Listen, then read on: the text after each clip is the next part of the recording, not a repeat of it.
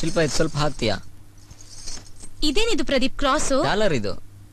ಅದೇ ಇದನ್ನ ನೀನ್ ಯಾಕೆ ಹಾಕೋತಾ ಇದ್ಯಾ? ಈಗ ಇದೆಲ್ಲ ಫ್ಯಾಷನ್ ಕಣೆ, ಅದಕ್ಕೆ ಸ್ಟೈಲ್ ಆಗಿರುತ್ತೆ. ಆದ್ರೆ ಪ್ರದೀಪ್ ಇದು ನಮ್ ಧರ್ಮ ಅಲ್ವಲ್ಲ. ಏನ್ ಶಿಲ್ಪ ನೀನ್ ಈ ರೀತಿ ಮಾತಾಡ್ತೀಯ? ಜಾತಿ ಧರ್ಮ ಇವೆಲ್ಲ ನಾನ್ ನಂಬಲ್ಲ. ನನಗ್ ಗೊತ್ತಿರೋದು ಎರಡೇ ಜಾತಿ, ಗಂಡು ಹೆಣ್ಣು. ಮನುಷ್ಯ ಹುಟ್ಟಿದ ಮೇಲೆ ಹ್ಯಾಪಿ ಆಗಿರ್ಬೇಕು. ನಮ್ಗೇನ್ ಇಷ್ಟ ಆಗುತ್ತೋ ಅದನ್ನೆಲ್ಲ ಮಾಡ್ಬೇಕು. ಇವತ್ತು ದುಡ್ಡು ಒಂದಿದ್ರೆ ಸಾಕು, ಏನ್ ಬೇಕಾದ್ರೂ ಮಾಡ್ಬೋದು. ಎಷ್ಟು ದಿನ ಭೂಮಿ ಮೇಲಿರ್ತೀವೋ ಅಷ್ಟು ದಿನ ಲೈಫ್ನ ಎಂಜಾಯ್ ಮಾಡ್ಬೇಕು. ಪ್ರದೀಪ್ ನೀನ್ ಏನ್ ಹೇಳ್ತಿದ್ಯಾ ಅನ್ನೋದೇ ನನಗೆ ಗೊತ್ತಾಗ್ತಾ ಇಲ್ಲ. ಇನ್ ಮುಂದೆ ಎಲ್ಲ ಗೊತ್ತಾಗತ್ತೆ. ಅಂದ್ರೆ ಮುಂದೆ ಹೇಗ್ ಜೀವನ ಮಾಡ್ಬೇಕು ಅಂತ ನಾನ್ ಹೇಳ್ಕೊಡ್ತೀನಿ.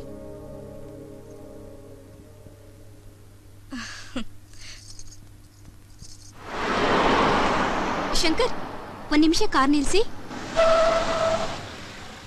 ನಂಗೊಂದು ಐಸ್ ಕ್ರೀಮ್ ಬೇಕು. ಓಕೆ, ತಗೊಂಡ್ ಬಾ. ನಾನ್ ತರೋದಾ? ಯಾರಾದ್ರೂ ನೋಡಿದ್ರೆ? ಪ್ಲೀಸ್ ಶಂಕರ್, ನೀವೇ ಹೋಗಿ ತಗೊಂಡ್ ಬನ್ನಿ. ನಾನ್ ಹೋದ್ರೆ ನೋಡಿದವ್ರು ಏನ್ ಅನ್ಕೊಳಲ್ಲ. ಏನ್ ಅನ್ಕೋತಾರೆ? ಪರವಾಗಿಲ್ಲ, ನೀವೇ ಹೋಗಿ. ಓ ಪ್ರಿಯಾ, ನಿನಗೆ ಗೊತ್ತಾಗೋದಿಲ್ಲ. ಅದು ನನ್ನ ಸ್ಟೇಟಸ್ಗೆ ಸರಿ ಬರೋದಿಲ್ಲ. ಮುಂದೆ ನಾನು MLA ಆಗೋನು. ಪೇಪರ್ನವ್ರು ಏನಾದ್ರು ನೋಡ್ಬಿಟ್ರೆ ಬಿಲ್ಡರ್ ಶಂಕರಪ್ಪ ಯಾವ್ದೋ ಬ್ಯೂಟಿ ಜೊತೆ ತಿರುಗ್ತಾ ಇದ್ದಾನೆ ಅಂತ ಹೆಡ್ಲೈನ್ಸ್ ಅಲ್ಲಿ ಫೋಟೋ ಸಮೇತ ಹಾಕ್ಬಿಡ್ತಾರೆ. ನೀನೇ ಹೋಗಿ ತಗೊಂಡ್ ಬಾ. ಯಾವಾಗ ಕೇಳಿದ್ರು ಏನಾದ್ರೂ ಒಂದು ಹೇಳ್ತಾನೆ ಇರ್ತೀರಾ. ಸರಿ, ನಾನೇ ಹೋಗಿ ತಗೊಂಡ್ ಬರ್ತೀನಿ. Good girl.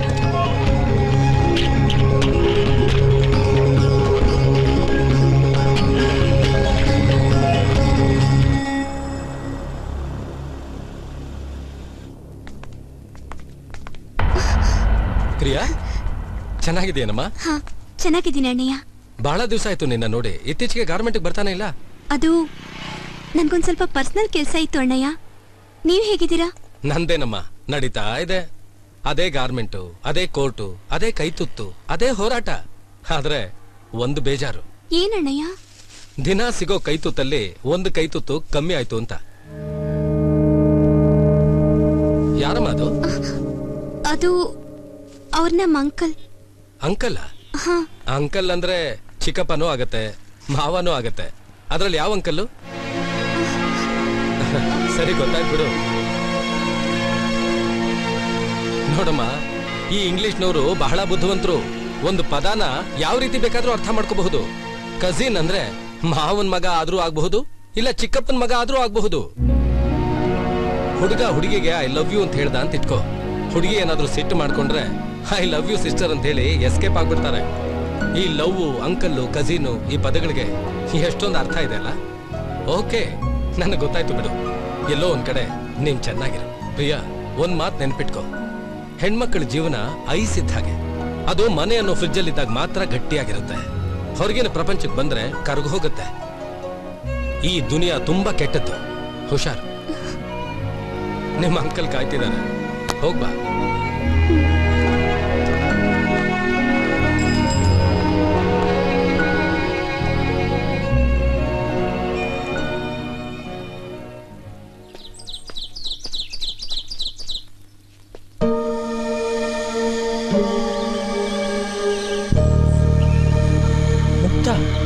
ಬೇರೆ ಯಾವನ್ ಜೊತೆನೋ ಇದ್ದಾಳಲ್ಲ.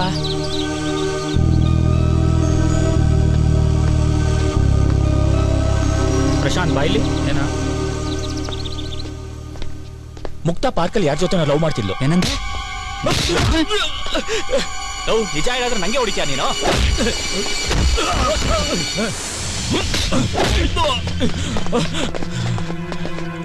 ನಿಜ ಹೇಳಿದ್ರೆ ನಂಗೆ ಹೊಡಿತೀಯಾ?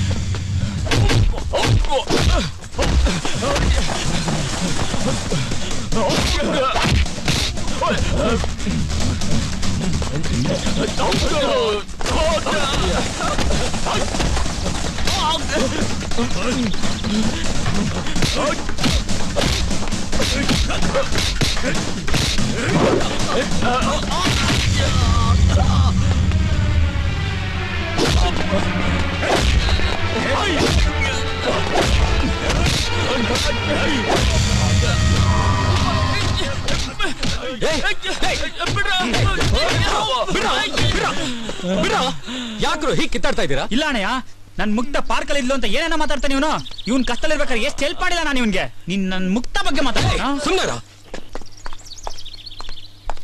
ನೋಡು, ಮುಕ್ತ ಅಲ್ಲಿ ಬರ್ತಿದ್ದಾಳ್, ಬೇಕಾದ್ರೆ ಅವಳೇ ಕೇಳೋ.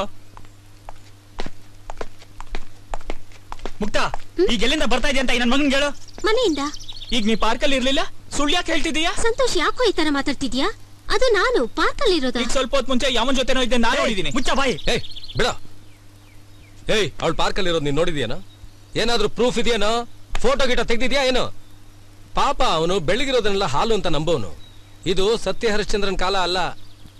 ಸತ್ಯನ ನಮ್ ಜನ ಅಷ್ಟು ಈಸಿಯಾಗಿ ಒಪ್ಕೊಳ್ಳೋದಿಲ್ಲ. ಇವತ್ತಿನ ಸಮಾಜನೇ ಒಂದು ಕೋರ್ಟ್ ಇದ್ದ ಹಾಗೆ.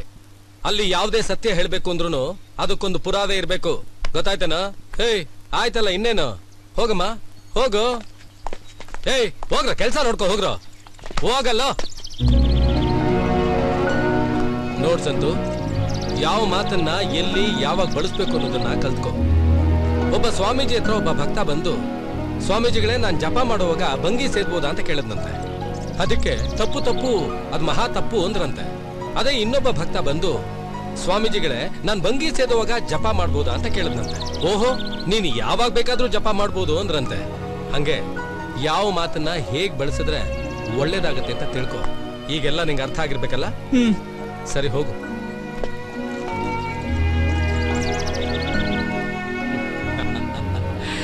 ಅಲ್ಲ, ಹುಟ್ಟಿದ್ಮೇಲೆ ಒಂದ್ ದಿವಸ ಸಾಯ್ತೀನಿ ಅನ್ನೋ ಸತ್ಯ ಎಲ್ಲರಿಗೂ ಗೊತ್ತು. ಆದ್ರೂ ಇದೆಲ್ಲ ಬೇಕಾ? ಇದನ್ನೆಲ್ಲ ಅರ್ಥ ಮಾಡ್ಕೊಂಡ್ರೆ ಈ ಕೋರ್ಟು, ಕಚೇರಿ, ಪೊಲೀಸ್ ಸ್ಟೇಷನ್ ಯಾವುದು ಬೇಕಾಗಲ್ಲ.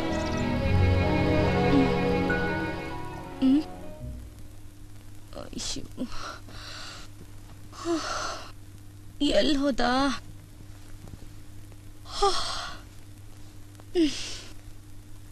ಪ್ರದೀಪ್,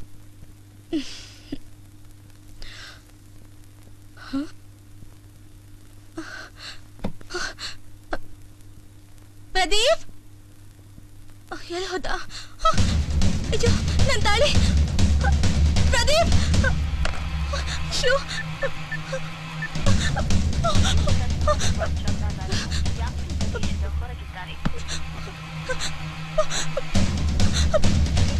ಎಲ್ಲೋದ? ಅಯ್ಯೋ, ನಾನೇನ್ ಮಾಡ್ಲಿ? ಪ್ರದೀಪ್,